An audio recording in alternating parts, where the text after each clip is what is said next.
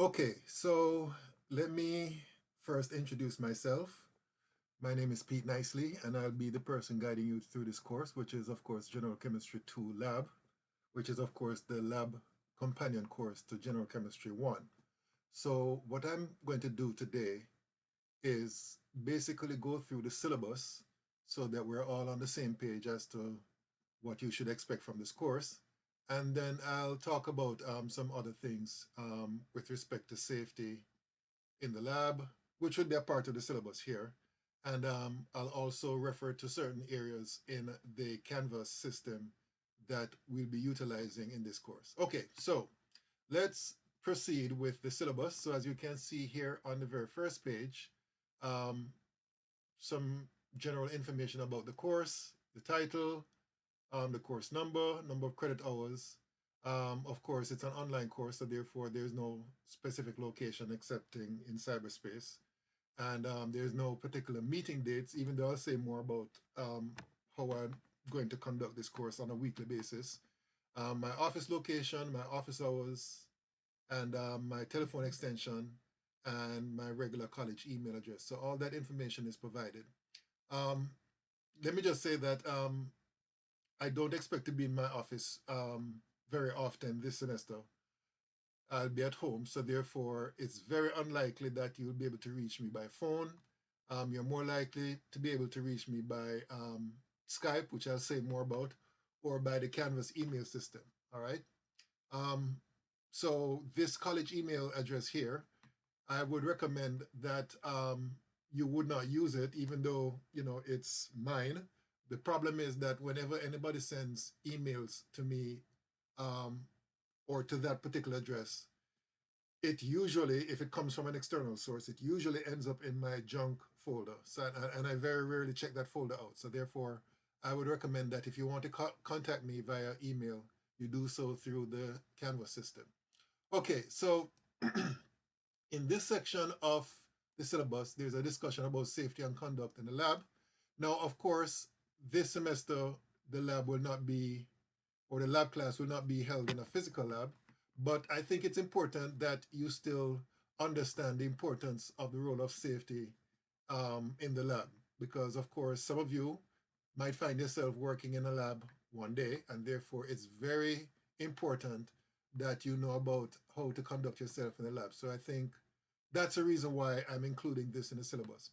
So as stated here, safety is the number one priority in this lab, and therefore it's your responsibility to know and follow the rules and procedures at all times. And below you see some rules concerning safety. Appropriate dress must be worn to the lab, and you will not be allowed to stay for the lab work, and you'll receive an unexcused absence and a grade of 0 for that day. So this would be the case if we were actually in a physical lab, just to let you know. So here are just some general rules about working in the lab. No one may work in the lab unless an instructor is present. Eye protection will be worn at all times in the lab. If you wear contact lens, you must remove them before coming to the lab. Clothing must completely cover you from your neck to your knees, so therefore no bare midriffs, shorts, or miniskirts. Shoes must cover your feet, no sandals, flip-flops, etc. Shoulders must be covered. You must have short or long sleeves, but no loose sleeves. Long hair must be tied back. Hats must be removed. All books, purses, and other personal items must be stored out of the way so that they do not interfere with the safe conductance of the lab. Do not place on the floor where someone can trip over them. Continuing, handle all chemicals, glassware, burners, and other lab equipment appropriately and carefully. Food and drink may not be brought into or consumed in the lab. No gum, tobacco, or cosmetic applications. Read all chemical labels on containers 3 times before you pick it up, while you have it in your hand, and as you're dispensing, and when you put it down, because many mishaps cannot be avoided this way. Many chemical names and formulas sound and look alike. Never assume anything. And this is very important, especially, again, in a physical lab setting. For example, you have chemicals that sound very similar, but they're different. So for example, you might have in a lab, for example, 2 solutions, one containing copper 2 chloride and another one containing copper 1 chloride. 2 different compounds, and therefore you have to make sure that you make the distinction between them in terms of what you're going to use them for. Um, Each student is responsible for cleaning up any spill or broken items. Each student is responsible for cleaning all used items and returning them to their appropriate place. Each student is responsible for replacing all caps and making sure that chemicals do not become contaminated. Droppers from solution should never touch anything but the solution inside the bottle, and do not insert droppers into your test tube or other container. And this will contaminate the solution. All right. Again, this will not happen in a online environment, but again, it's important that you understand the importance of maintaining the purity, or I should say, the purity of solutions and compounds and reagents and so on. Each student is responsible for making sure that the sinks are free of debris and that the work area is clean before leaving. And of course, if there's repeated violation of this policy, then there'll be punishment accordingly. Um, and of course, common sense goes a long way. Each student who jeopardizes the safety of anyone in the lab will be asked to leave and may be withdrawn. And then it says here, finally, you individually, would be responsible for knowing and following all the safety rules, as well as written and verbal instructions given by the instructor. Failure to adhere to the rules and policies will jeopardize your status in this lab. Okay, and then there's a statement concerning attendance policy. And as stated earlier, this course will be conducted entirely online. Now, some of these lab exercises will be simulations. And then there are others that would be actual lab assignments that would be done normally in a typical lab setting. But the difference is that because you won't be able to generate the data itself, because you won't be in the physical lab setting, data will be provided for you as if you have actually done the experiment to generate the data. And then in such cases, what you'll find, what you're expected to do is complete the assignments based on the given data and the procedure described in the given handout. Now, I know this can be a bit challenging, especially based on my last semester's experience. So I'm going to implore you guys that if you encounter any difficulty while completing any of these assignments, please, please, please contact me either by email through Canvas or via Skype. All right, because since you won't be doing an actual experiment, you might have some challenges in terms of understanding the procedure since you won't be actually doing a hands-on experience. So that's where I come in, and therefore you need to consult me because I can remember from last semester there are a couple of students who did not do well, and I'm quite sure if they have come to me and talked to me and asked me questions, then I'll be able to help them. Okay, it says here, because the course is totally online, some of the information below may not be relevant because you will not be working in a physical lab. However, I thought it was important for you to get a feel for what is expected behavior and responsibilities of each student working in a real lab setting. And then below that, there's some discussion about tardiness and cleaning up after you've completed your lab work. Again, this wouldn't apply in this setting, but again, this is something that should be a practice if you should find yourself in a physical lab setting. In terms of supplies to be furnished by each student, again, this would not apply in this setting, but again, if you're in a lab setting, you'd expect to bring a lab handbook, safety goggles, or a copy of the handout that would have normally be printed out, which would be available in Canvas. I'll provide that for you, of course, for each of the labs. Of course, safety goggles would be a necessary part of what you need to bring, even though, again, this is an online setting, so it's not necessary in this case. Okay, some statements here about turning off your cell phones. That wouldn't apply here. So let me just scroll down here. Personal conversations while the instructor is lecturing and failure to adhere to safety rules. So all of this would not apply in this particular course, but again, it's important for future reference if you find yourself in a lab setting. Let me see here. Reading the material pertaining to experiment the night of prior to the night of the scheduled lab. It is important. Let me see here, before beginning each experiment that you have a clear idea.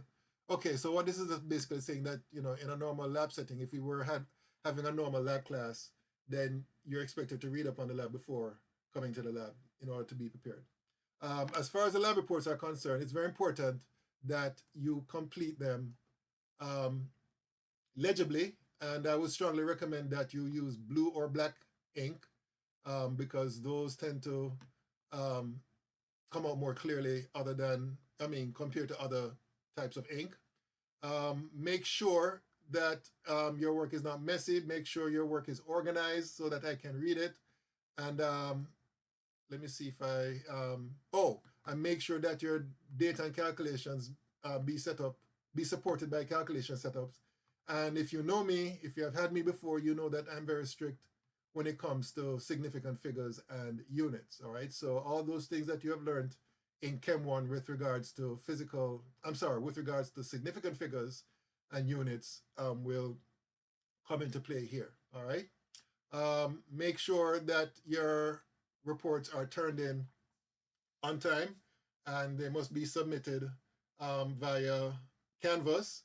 And I'm going to say more. Well, I could probably talk about it now. So basically, what we'll be doing in this online environment is that for those lab reports or those lab exercises which requires lab reports, you're going to scan them and submit them via Canvas.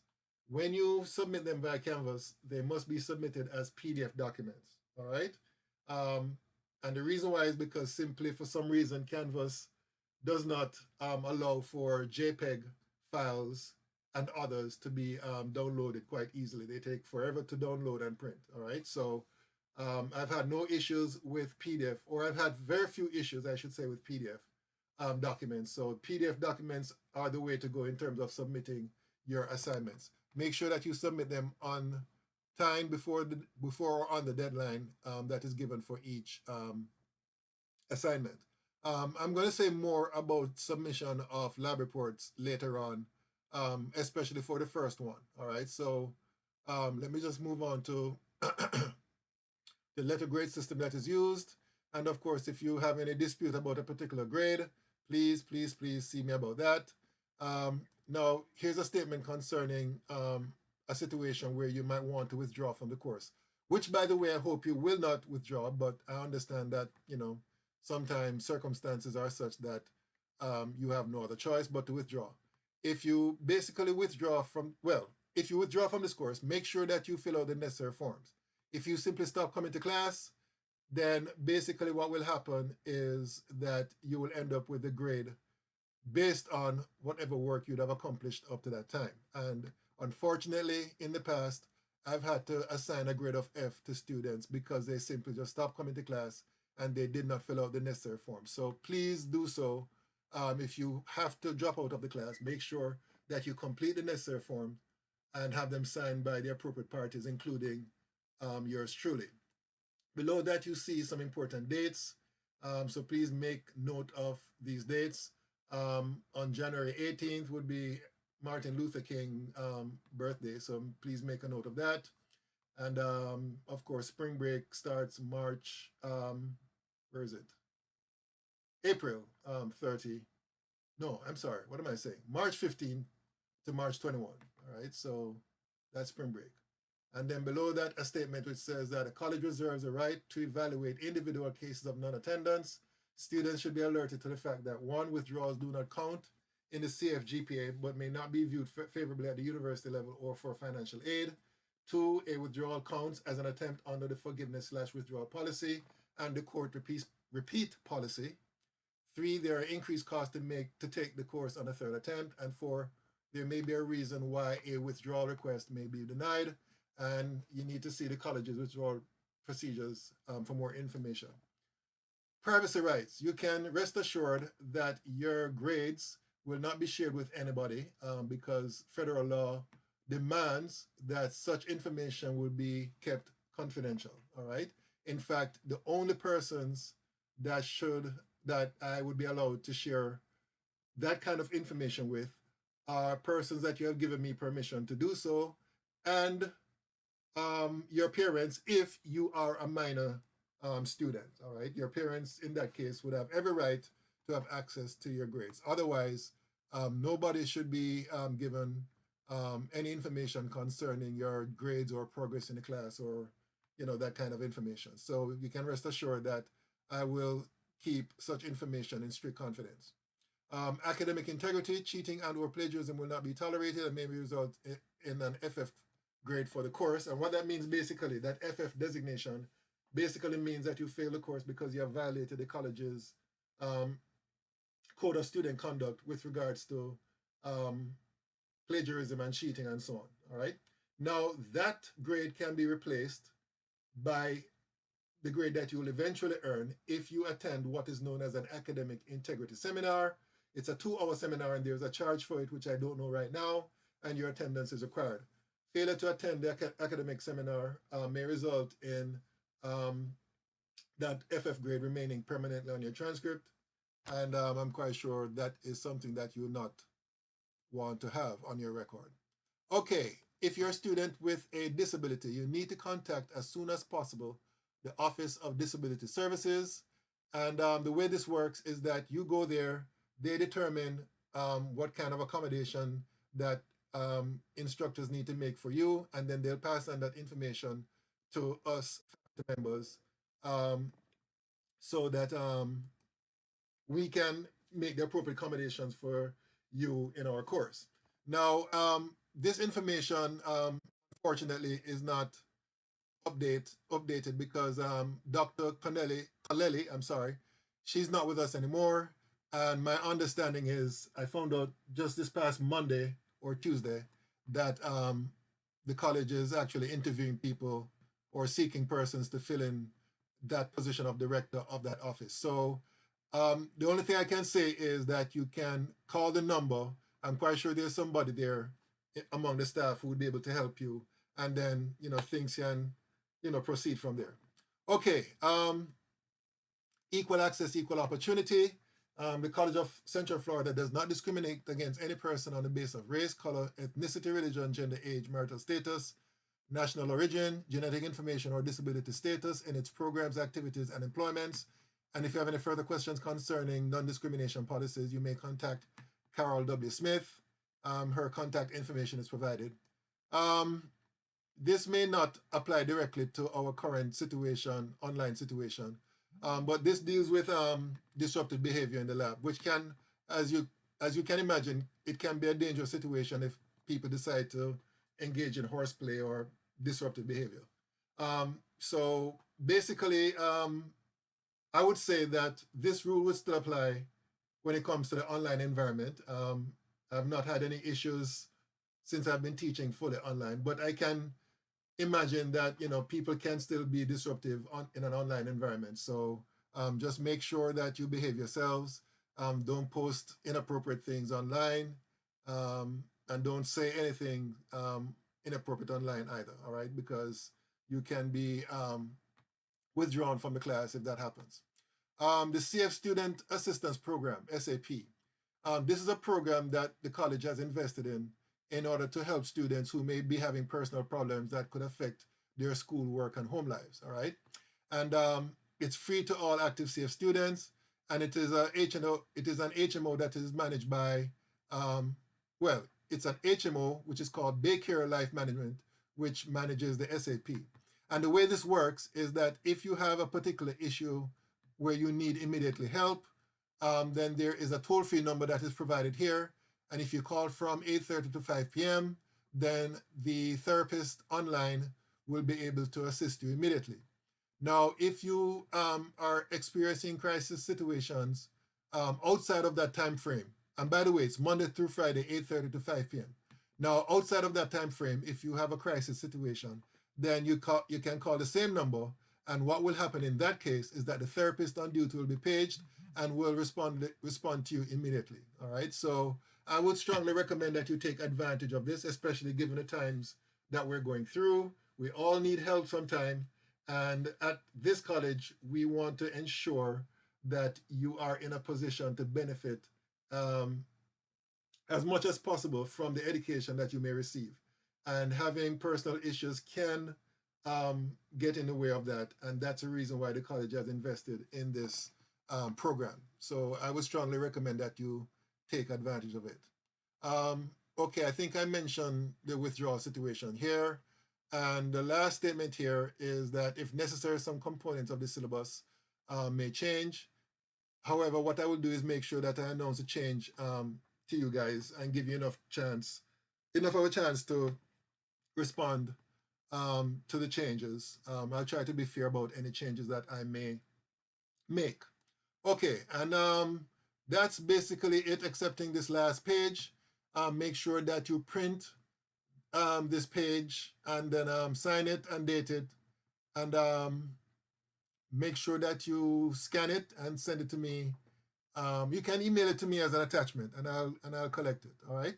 Okay, so that's basically it. Normally at this time in a regular class, I would ask if there are any questions, but now since I'm just video recording this, if you have any questions about the syllabus, any information that is in this, you can email me or Skype me during my office hours and we can talk.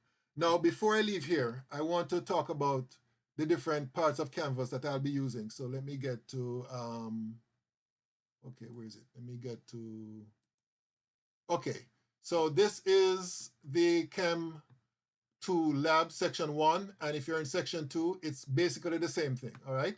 So this is the Canvas page. This is, in fact, let me just click on this here. This is the home page right here, and basically the vast majority of activity will take place here under the files link. So if you click on the files link, you'll see several things coming up. The syllabus is provided, right? And by the way, some of you have emailed me saying that the syllabus is not there, and that's because I forgot to click on this little button right here. So it's now published, so you'll be able to access the syllabus. So the syllabus is here, so if you click on this and then click on this, the syllabus will pop up, all right? Also, we have tables. Now, the tables I'm talking about here are things like the fundamental constants, the periodic table, and other information that you may need, including thermodynamic data when you start discussing thermodynamics, like what do you call it, entropy and free energy and so on. Okay, let me see here. What next? In fact, I have two tables here. I think I'll get rid of this one right here. Let me see what this one says. Same thing. So what I'm going to do is go here and basically unpublish this one, because I think this one has, let me see here. Oh, you know what? Let me unpublish this one and publish this one. Okay. And then you have the VSEPR handout, which I don't think you'll be using in general chemistry too, but it's there anyway. All right. Now, another thing I want to mention here before I leave is that I've posted a video under the modules link, right? It's a safety video. I want you to watch that video. And that's important because what I'm going to do next is go to Files and go to Lab Handouts. In fact, let me publish this right now. And I'm going to open that up. And I am going to now publish the safety quiz. And this quiz will be due on, let me see, where is it? Where is it? Safety quiz, safety quiz, where are you? Okay, so here's the safety quiz I'm going to publish here. All right, and I'm going to open up also under assignments a portal for the submission of a safety quiz. So let me go here. Oh, it's already open. All right, let me close this. Let me close this. And I'm going to put a due date for this. So the due date for this, today is the 3rd.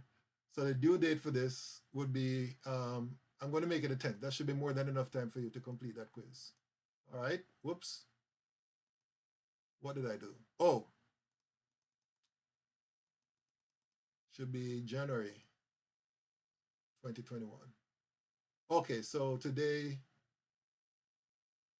is the 8th. So I'm going to make it the 15th, all right?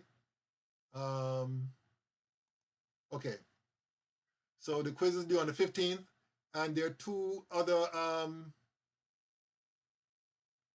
other exercises. Actually, let me get rid of this here. Okay, why is this thing not? Okay, I'll get rid of it shortly. But there are two other exercises that you need to complete: the Labster demo and lab safety. These are computer simulations which you need to complete, all right? So I'm going to set the due date for these also to be on the 12th.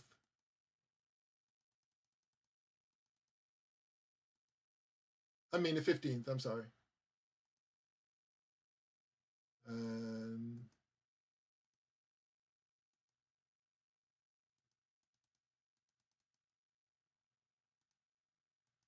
okay, now let me try to get rid of this one.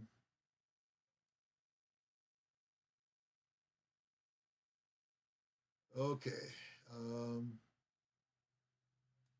It looks like some of you may have done the chemistry safety one already. So what I'm going to do is I'm going to leave it there for the time being. But the ones that I want you to do actually would be these two here: lab study demo and lab safety. I'm going to take care of this um, later on. Okay, so that's basically it. I don't think there's anything else for me to discuss. As I said before, if there are any questions, feel free to contact me. All right. Okay, so I hope to, I'm looking forward to teaching this course. I hope you'll gain as much from this course as you can. And, just contact me if there are any issues, any problems, any questions. All right. Okay.